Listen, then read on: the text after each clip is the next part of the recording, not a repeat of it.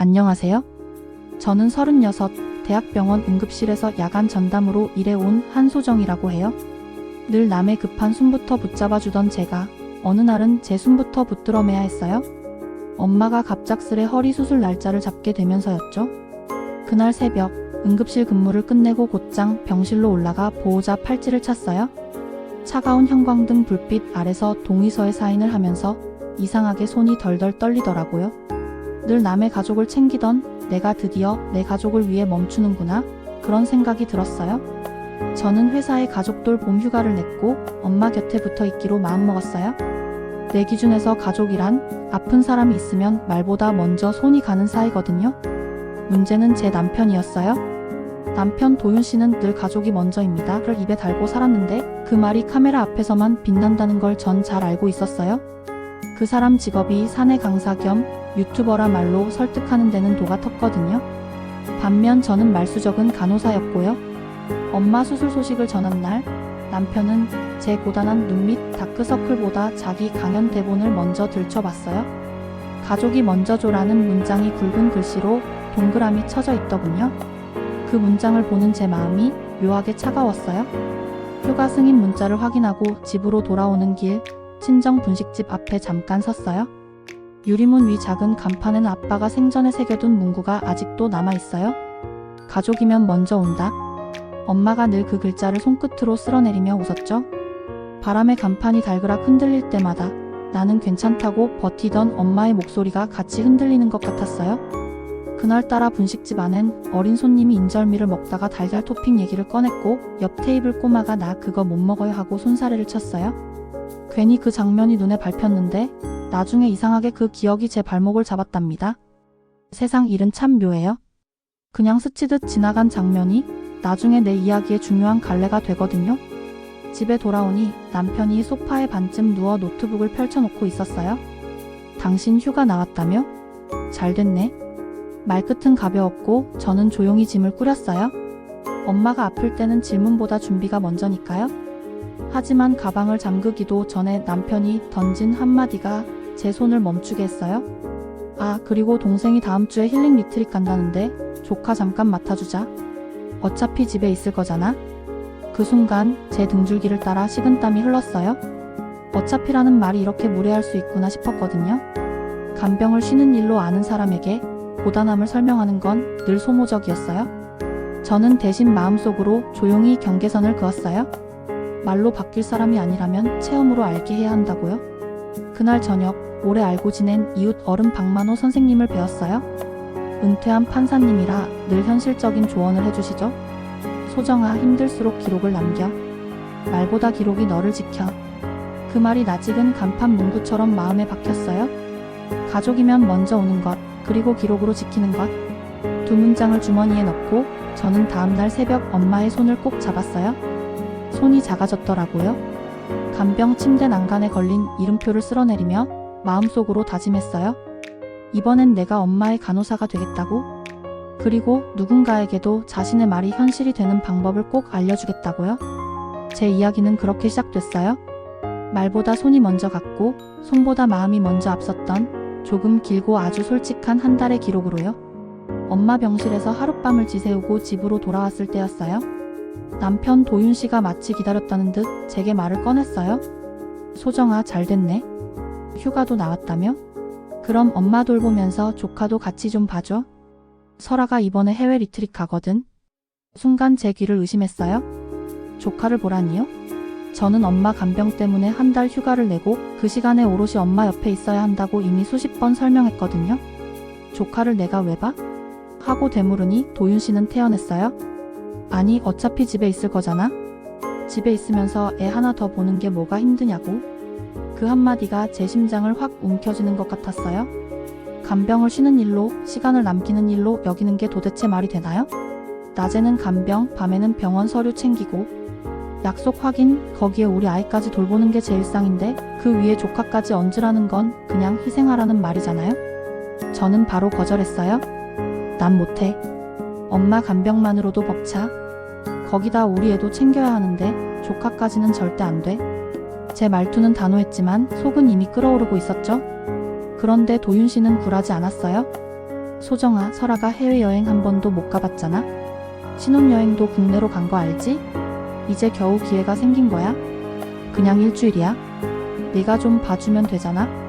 이쯤 되면 설득이 아니라 강요였어요? 저는 목소리가 높아졌어요. 당신 동생이 해외 못 가본 게 불쌍해? 우리 엄마는 남편 잃고 아파서 수술대에 올라가야 하는데 그건 안 불쌍해? 도대체 뭐가 먼저인 줄 몰라? 하지만 남편은 한숨을 쉬며 그럼 내가 뭐 좀 도와줄게. 식사 준비할 때 애들 봐주면 되잖아. 세상에 이런 남편도 없어. 하더라고요. 그 뻔뻔한 얼굴을 보는 순간 제 속에서 무언가 확 무너졌어요. 저는 다시 한번 단호히 말했어요. 조카는 못 본다.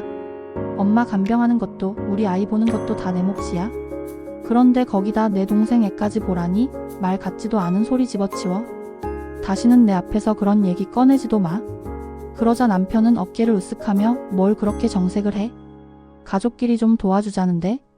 하며 방으로 들어가 버렸어요. 저는 허탈하게 서 있다가 한숨을 깊게 내쉬었어요. 그날 저녁 우연히 마주친 박만호 선생님께 상황을 말씀드렸어요.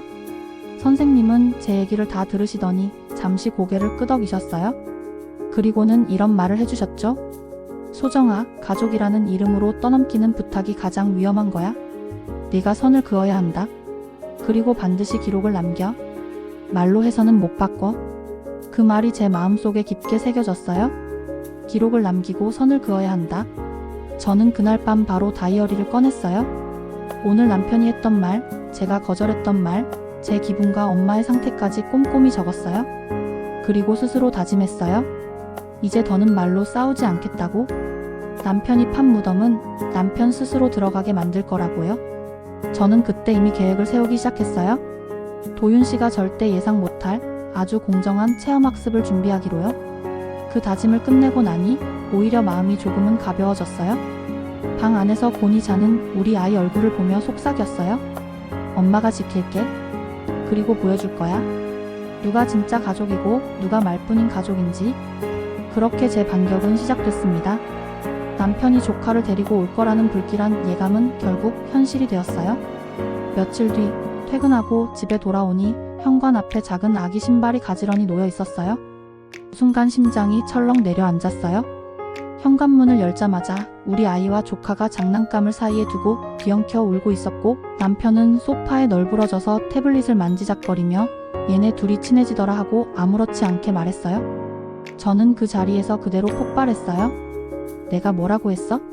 조카 절대 안 본다고 했지? 당신 내 말 그냥 흘려들은 거야? 남편은 태연하게 고개를 돌리며 아니 그냥 며칠이야. 잘 울지도 않는 애라서 힘들 것도 없고 당신은 엄마 보러 다니면 되잖아? 하는데 그 순간 제 안에 있던 모든 힘이 빠져나가는 것 같았어요. 이 사람은 정말 제 말의 무게를 단 한 톨도 받아들이지 않는구나. 그날 밤 저는 아이를 재우고 혼자 앉아 깊이 생각했어요. 이대로는 절대 안 된다. 말로 해서는 안 바뀐다. 그런 방법은 하나뿐이다. 저는 엄마를 집으로 모셔와서 돌보려던 원래 계획을 접었어요. 대신 엄마와 함께 친정 근처로 들어가기로 했어요. 도윤 씨는 제가 집에서 애들 돌보며 간병도 할 거라 생각하겠죠? 하지만 실제로는 엄마와 조용히 있을 거고 집에는 남편 혼자 아이 둘을 떠안게 될 거예요. 생각만 해도 입꼬리가 씩 올라갔어요. 남편이 늘 말하던 대로라면 애 둘 보는 건 아무것도 아닌 일이어야 하잖아요. 어차피 집에 있잖아 하며 대수롭지 않게 떠넘기던 그 말, 이제는 남편 스스로 증명해야 할 차례였죠. 엄마 간병과 동시에 남편 참교육, 두 가지를 한 번에 해낼 절호의 기회였어요. 저는 움직이기 전에 먼저 엄마에게 솔직히 말씀드릴까 고민했어요. 하지만 엄마가 알게 되면 또 제 마음을 걱정하시겠죠? 그래서 거짓말을 조금 보태기로 했어요. 엄마, 집에는 아이들이 있어서 편히 쉬시기 힘들 거예요. 지인분 시골집이 비어있는데 거기서 요양하시면서 회복하시면 훨씬 좋아요. 엄마는 의아해하셨지만 제 얼굴을 한참 보시더니 결국 고개를 끄덕이셨어요. 그날 밤 저는 조용히 짐을 챙겼어요. 옷가지며 약봉지, 그리고 엄마가 좋아하는 사진첩까지. 남편 눈치를 보며 챙기려니 애간장이 탔지만 다행히 남편은 아이들 잠재우고 바로 골아떨어졌어요. 방 안에서 아이들이 곤히 자는 모습도 보고 작은 조카 얼굴도 살짝 들여다봤어요. 너희들 덕분에 내 아빠랑 내 삼촌이 어떤 꼴을 당하는지 보게 될 거야. 속으로 중얼거리며 방문을 닫았어요. 다음날 아침 저는 남편에게 일부러 태어난 척 연기했어요. 나 엄마 모시고 올 테니까 애들 좀 잘 보고 있어. 당신도 식사 준비할 때 잠깐씩은 애들 좀 봐줘. 그러자 남편은 당당하게 고개를 끄덕이며 그럼 내가 또 누구냐? 당신 진짜 복 받은 거야? 이런 남편 어디서 찾겠어? 하고 스스로 으스대는 거예요. 속으로 그래 두고 보자. 네가 그렇게 잘났나? 하고 피식 웃었죠. 엄마를 모시고 지인의 시골집으로 가는 차 안 엄마가 왜 집으로 안 가고 이 길로 가니? 하고 물으셨어요. 저는 최대한 태연하게 대답했어요. 엄마, 집은 애들 때문에 시끄러워서 엄마가 편히 못 쉬실 것 같아요. 공기 좋고 조용한 데서 요양하셔야죠. 엄마는 여전히 고개를 갸웃했지만 창밖 시골 풍경을 보시며 한숨을 길게 내쉬셨어요. 그 숨결에서 오래된 피로가 조금은 풀리는 것 같아 마음이 놓였어요. 시골집에 도착한 후 저는 핸드폰 전원을 꺼버렸어요. 남편이 전화로 난리를 칠 게 뻔했으니까요.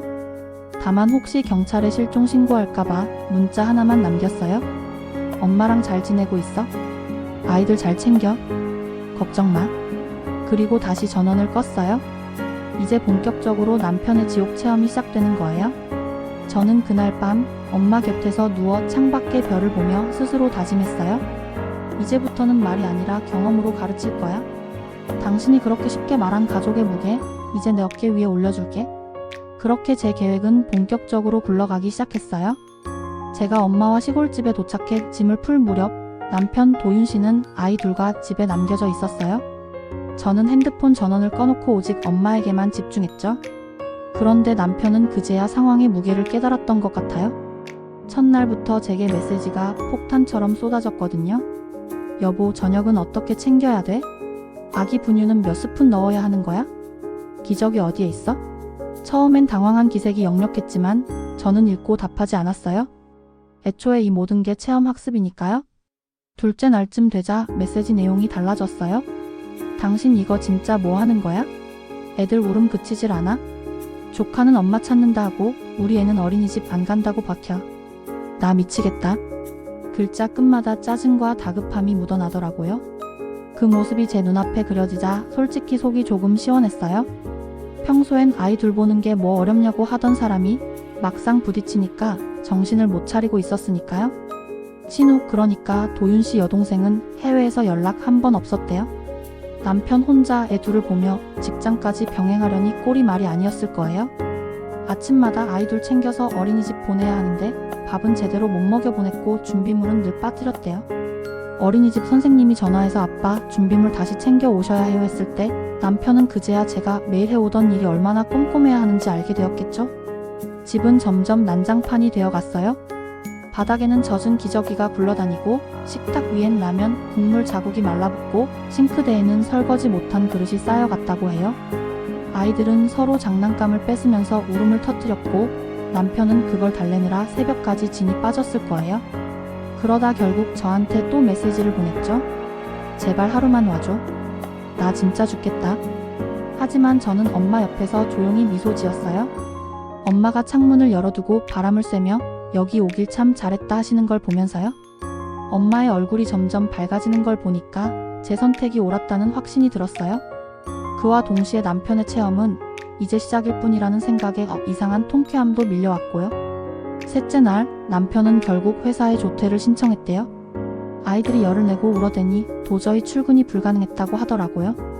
그때 상사가 부인도 간호하러 갔다던데 혼자서 힘들겠다 하며 이해해주자 남편은 고개도 못 들고 그냥 서 있었다고 해요. 평소 회사에서 가족은 함께하는 거죠라고 떠들던 사람이었는데 정작 본인은 그 함께를 혼자서 짊어지게 된 꼴이니까요. 넷째 날쯤에는 조카가 심하게 보채기 시작했대요. 엄마 보고 싶다며 울고불고 하는데 남편은 달래다 못해 결국 제게 또 메시지를 보냈어요. 이러다 애가 잘못되면 어쩌려고 그래? 제발 위치라도 알려줘. 하지만 저는 그저 문자 한 줄만 남겼어요. 걱정 마. 아이들은 내가 책임져. 나는 엄마를 지키고 있어. 그리고 다시 전원을 꺼버렸어요. 남편은 점점 초췌해졌다고 해요. 아침엔 애들 챙기랴 허둥대고 낮엔 회사 눈치 보랴 정신없고 밤엔 울어대는 아이들 붙잡고 겨우 눈 붙이다가 새벽에 또 깨고 하루하루가 반복되면서 남편은 제가 평소에 했던 말들이 뼈저리게 와닿았을 거예요. 집안일과 육아가 결코 쉬운 게 아니란 걸 몸으로 겪고 있었으니까요. 그 주 주말 결국 신우가 해외에서 돌아왔어요. 그런데 집에 들어오자마자 눈앞에 펼쳐진 광경은 거의 전쟁터였다고 하더군요. 거실 바닥은 장난감과 빨래가 뒤엉켜 있었고 주방은 탄 냄비와 설거지 산더미, 아이 둘은 옷도 갈아입지 못한 채 얼굴에 초코 과자가 덕지덕지 묻어 있었대요. 그 모습을 본 신우가 경악하며 남편에게 소리쳤대요. 오빠, 이게 집이야 돼지우리야? 그날 밤 저는 엄마와 함께 시골집 마당에 앉아 달빛을 보며 차를 마셨습니다. 멀리서 들려오는 벌레 소리에 마음이 잔잔해졌어요. 그리고 속으로 중얼거렸어요. 그래, 이제야 제대로 시작됐네. 이게 바로 네가 원한 가족 체험이야. 남편과 신우 두 사람 모두 이제야 알게 되었을 거예요. 제가 그동안 얼마나 많은 걸 감당해 왔는지, 그리고 그걸 얼마나 당연하게 여겨왔는지. 제 계획은 착착 들어맞고 있었고 저는 엄마와 함께 조용히 그러나 단단히 제 반격을 이어가고 있었어요. 신우가 집으로 돌아온 날 저녁, 남편 도윤 씨와 동생 설아 씨의 얼굴은 말 그대로 초죽음이었어요. 저는 그 모습을 직접 본 건 아니지만 나중에 신우가 흥분해서 제게 문자로 쏟아낸 말들, 그리고 집에 돌아온 후 들려준 얘기를 모아보면 눈앞에 그려지더라고요. 신우는 비행기에서 내리자마자 오빠가 애를 잘 보고 있겠지 하는 마음으로 들떠 있었대요. 공항 면세점에서 산 과자며 장난감, 선물 보따리를 잔뜩 들고 현관문을 열었는데 그 순간 펼쳐진 광경은 여행의 여운을 송두리째 날려버릴 만큼 충격적이었다고 했어요. 거실에는 빨래가 산처럼 쌓여 있었고 그 사이사이에는 젖은 기저귀가 아무렇지 않게 굴러다니고 있었대요. 싱크대에는 설거지 못한 접시와 냄비가 굳은 국물채로 방치돼 있었고 냉장고 문은 덜 닫혀서 경고음이 삑삑 울리고 있었답니다. 아이둘은 얼굴이며 손에 과자 부스러기를 덕지덕지 묻힌 채 울다, 웃다 하면서 서로의 장난감을 던지고 있었고요. 신우는 그 자리에서 비명을 지를 뻔했대요. 오빠, 이게 집이야? 아니면 전쟁터야? 애들 상태가 왜 이래? 하지만 남편은 바닥에 털썩 주저앉은 채 힘없이 고개만 돌렸대요. 며칠 밤낮을 못 자서 눈 밑에는 시커먼 다크서클이 내려앉아 있었고 머리는 떡이 져서 빗질도 못한 상태였다고 해요. 신우가 물었답니다. 대체 언니는 어디 있어? 엄마 간병하러 갔다면서 왜 연락도 안 돼? 남편은 목소리마저 잠겨서 대답했대요. 몰라, 나도 몰라, 그냥 애들만 남았어. 그 말을 듣는 순간 신우는 머리가 하얘졌다고 했어요. 처음엔 저한테 분노가 치밀었다고 해요. 어떻게 언니가 애들을 버리고 가냐는 원망이 올라왔다가도 오빠 꼴을 보니 그 말이 쏙 들어가더랍니다. 왜냐면 오빠가 얼마나 무능하게 애를 돌봤는지가 한눈에 보였거든요. 아이들 머리카락은 며칠째 감기지도 않았고 조카의 기저귀 발찌는 빨갛게 번져 있었대요.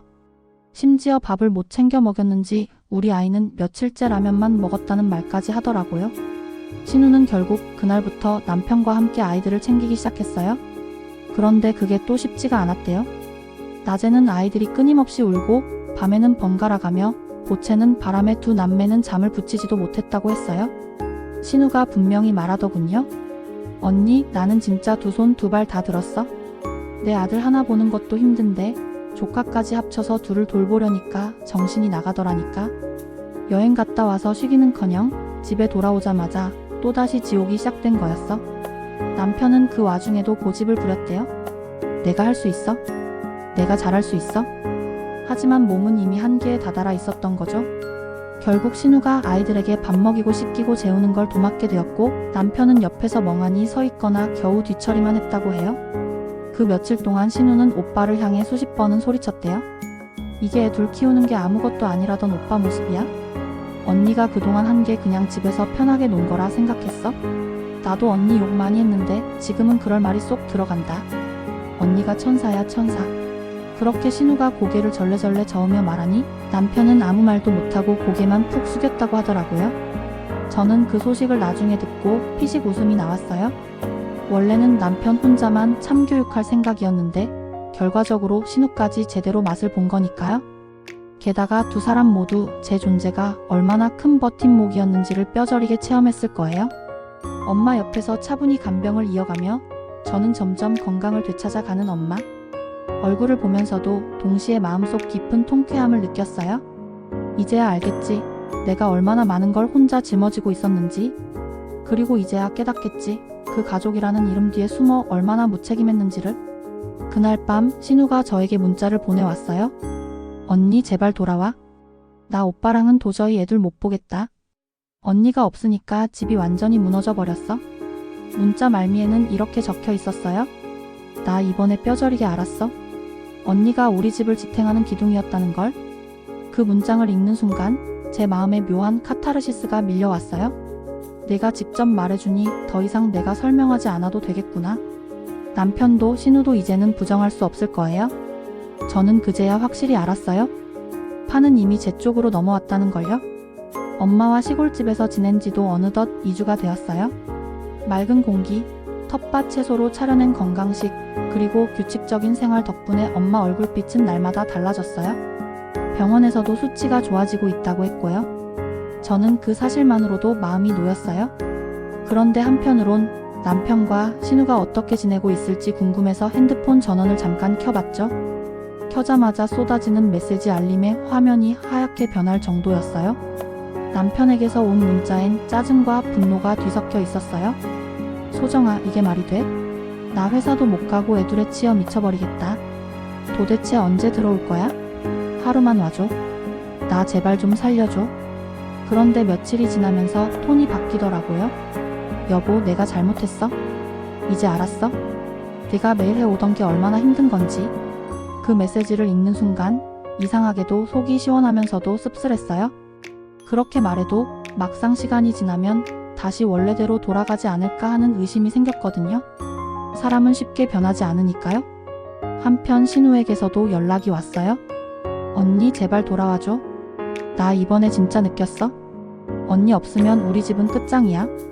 오빠는 진짜 아무것도 못해. 나까지 붙잡혀서 매일 애들 울음 달래느라 죽을 맛이야. 그 메시지를 읽으며 저는 피식 웃음이 났어요. 원래는 남편만 가르쳐 주려 했는데 신우까지 깨달음을 얻고 있으니 이보다 더한 사이다가 있을까 싶었거든요.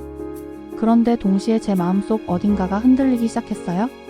우리 아이가 보고 싶었거든요. 아무리 남편이 무능하다 해도 아들이 엄마를 찾으며 울고 있을 생각을 하니 가슴이 미어졌어요. 제가 얼마나 보고 싶어 할까, 얼마나 안기고 싶어 할까? 그 생각을 하면 밤마다 눈시울이 붉어졌어요. 하지만 저는 이를 악물고 버텼어요. 이번만큼은 끝까지 밀어붙여야 했으니까요. 엄마는 제 마음을 읽으셨는지 가만히 제 손을 잡고 말씀하셨어요.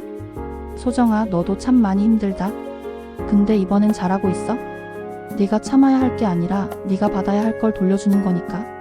엄마의 그 말에 저는 다시 마음을 다잡았어요. 남편은 시간이 갈수록 더 초라해져 갔어요. 회사에서도 눈총을 받았는지 문자를 보낼 때마다 짜증보다 죄책감이 더 묻어났어요. 내가 진짜 미안하다. 너 아니면 안 되는 거 알았어? 우리 집은 내가 지탱하는 거였어. 돌아와줘. 처음엔 억울해서 날뛰던 사람이 이제는 완전히 무너져서 무릎 꿇는 모양새였죠. 그 즈음 신우가 제게 마지막으로 보낸 메시지는 더 처절했어요. 언니, 오빠만 욕했는데 나도 똑같았어. 언니가 집안일하고 애 키우는 거 당연하게 생각했거든. 이번에 내가 옆에서 도와보니까 진짜 못하겠더라. 언니가 천사였어. 그 문장을 읽고 저는 이상하게 웃음이 나면서도 눈물이 맺혔어요. 누가 내 고생을 이렇게 직접 인정해주는 날이 올 줄 몰랐거든요. 그러나 흔들림은 여전히 있었어요. 남편과 신우가 잠시 반성하고 있는 것뿐일 수도 있다는 불안감, 그리고 아이를 그리워하는 제 마음 사이에서 갈팡질팡했죠. 하지만 그럴수록 더 확실히 깨달았어요. 내가 돌아가면 안 된다. 아직은 이들이 충분히 느끼지 못했다. 끝까지 체험하게 해야 한다. 밤하늘을 올려다보며 다짐했어요. 그래, 조금만 더 버티자. 나중에 후회하지 않으려면 이번에 끝을 봐야 해.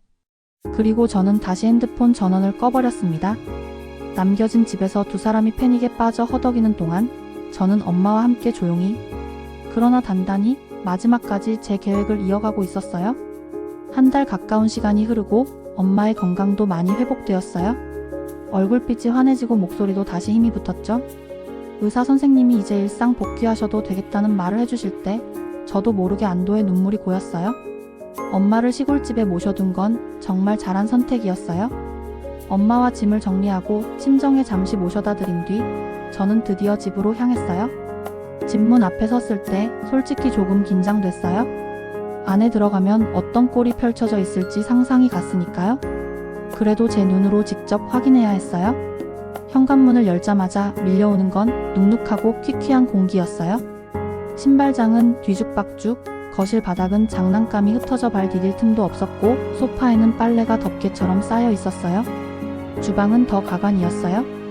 싱크대에 산더미처럼 쌓인 설거지, 굳어버린 국물, 자국, 바닥에는 흘린 우유가 말라붙어 얼룩이 까맣게 변해 있었죠. 그 속에서 남편과 신우는 땀에 절은 모습으로 아이들을 붙잡고 있었어요. 우리 아들과 조카는 울다 웃다 하면서 서로를 끌어안았다가 밀쳤다가 이미 지칠 대로 지쳐 보였어요. 그런데 저를 본 순간 남편과 신우의 눈이 동시에 커지더니 그대로 울음을 터뜨렸어요. 마치 구세주라도 만난 듯이 두 팔을 벌리고 저에게 달려왔어요. 남편은 제 팔을 붙잡고 엉엉 울며 말했어요. 여보, 제발 돌아와줘. 나 이제 진짜 알았어. 네가 없으면 아무것도 안 되더라. 내가 얼마나 당연하게 여겼는지, 얼마나 무심했는지 뼈저리게 깨달았어. 목소리는 갈라져 있었고 손은 덜덜 떨리고 있었어요. 신우 역시 제 손을 잡고 울먹였어요. 언니, 나도 잘못했어. 그동안 언니한테 너무 무심했어. 이번에 며칠만 애랑 같이 있어도 죽을 지경인데 언니는 이걸 매일 해왔던 거잖아. 언니가 천사였어. 언니 없으면 우리 집은 진짜 끝장이야. 그 말들을 듣는 순간 제 마음속 어딘가에서 묘한 통쾌함이 피어올랐어요. 이들이 드디어 깨달았구나. 말로는 절대 안 통하던 것들이 이제 몸으로 부딪히고 나서야 비로소 알게 된 거였죠. 하지만 동시에 씁쓸하기도 했어요. 이렇게까지 극한 상황을 겪어야만 깨닫는 사람들이라니. 제가 그동안 수없이 말했을 때는 귀 기울이지 않던 사람들이라니. 남편은 계속 제게 매달렸어요. 여보, 나 이제 변할게. 진짜 변할게. 다시는 내 고생 당연하게 여기지 않을게. 내가 잘못했어. 제발 우리 가정 지켜줘. 그의 눈에 맺힌 눈물은 진심 같았어요. 하지만 저는 차갑게 대답했어요. 이제 와서 울고 매달려도 소용없어. 난 이미 다 봤어. 너 없이는 안 되는 게 아니라 네가 없으니 오히려 내가 더 자유로웠어. 신우는 곁에서 눈치를 보며 언니, 그래도 한 번만 봐줘요. 오빠도 많이 배웠잖아요. 나도 진짜 반성했어요. 하고 말했지만 저는 고개를 저었어요. 배우는데 너무 오래 걸렸어. 그동안 내가 흘린 눈물은 누가 보상해 줄 건데? 그 순간 남편의 얼굴이 완전히 무너져 내렸어요. 입술을 떨며 제 앞에 무릎을 꿇었어요. 제발 이혼만은 하지 마. 나 진짜 뭐든 다 할게. 나 당신 없으면 살 수 없어. 하지만 저는 흔들리지 않았어요. 제 마음은 이미 오래전 무너져 버렸으니까요. 아이들이 제 다리에 매달리며 엄마? 하고 부를 때만 마음이 아려왔어요. 그래도 이번엔 물러서지 않기로 했어요. 저는 남편과 신우에게 또박또박 말했어요. 이제 알겠지? 집안일도 육아도 간병도 절대 쉬운 게 아니란 걸. 내가 그동안 얼마나 많은 걸 해왔는지. 그런데 넌 늘 어차피 집에 있잖아 라며 가볍게 말했어. 그게 얼마나 무겁고 잔인한 말인지 이제야 알겠지? 남편은 아무 말도 못하고 고개만 떨궜어요. 신우는 조용히 눈물을 닦으며 고개를 끄덕였고요. 그날 밤 저는 방 안에 홀로 앉아 창밖을 바라봤어요. 가족이라는 이름으로 저를 짓누르던 무게가 조금은 가벼워진 것 같았어요. 하지만 동시에 이제는 선택의 시간이 다가왔음을 느꼈어요. 이 관계를 끝낼 것인지 아니면 다시 이어갈 것인지. 그리고 저는 이미 마음속으로 답을 정해두고 있었어요. 이제 더는 희생하지 않겠다. 내 삶은 내가 지킨다. 그 다짐을 굳히며 저는 천천히 눈을 감았어요. 밖에서는 아직도 남편과 신우가 작은 목소리로 서로를 원망하며 다투는 소리가 들렸지만 그건 이제 제 문제가 아니었어요. 저는 제 길을 가기로 했으니까요. 다음날 아침 거실에 나가니 남편과 신우가 제 눈치를 살피며 앉아 있었어요. 밤새 잠도 못 잔 듯 두 사람 얼굴은 잿빛이었고 아이들은 제 품에 안기자마자 깊은 잠에 빠져들었어요.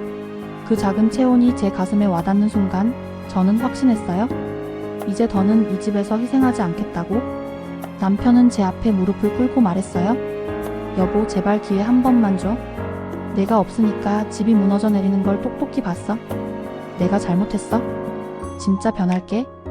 하지만 그의 목소리에는 절박함보다 두려움이 더 묻어 있었어요. 마치 혼자가 되는 걸 견디지 못하는 사람처럼요. 저는 그 말을 가만히 듣다가 고개를 저었어요. 도윤아, 난 이미 충분히 기회를 줬어. 수없이 말했잖아. 같이 좀 하자고, 내 짐을 덜어달라고. 그럴 때마다 넌 귀찮다는 듯 넘기고 잠깐 도와주면서 생색만 냈어. 이제 와서 울고불고 해도 소용없어. 신우도 제게 매달렸어요. 언니, 나도 잘못했어. 언니가 얼마나 힘들었는지 이제야 알았어. 우리한테 한 번만 더 기회를 줘. 하지만 저는 단호했어요. 너희는 내 고생을 직접 겪어보기 전까지는 몰랐잖아. 그게 답이야. 말로는 절대 바뀌지 않는다는 거. 난 더 이상 실험 대상이 되고 싶지 않아. 거실 공기는 무겁게 가라앉았고 남편은 결국 흐느끼며 제 발목을 붙잡았어요.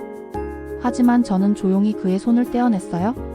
그리고 아이들에게 미소 지으며 말했어요. 엄마는 이제 더는 울지 않을 거야. 엄마도 너희랑 똑같이 행복할 권리가 있으니까. 그날 저는 정식으로 이혼 얘기를 꺼냈어요.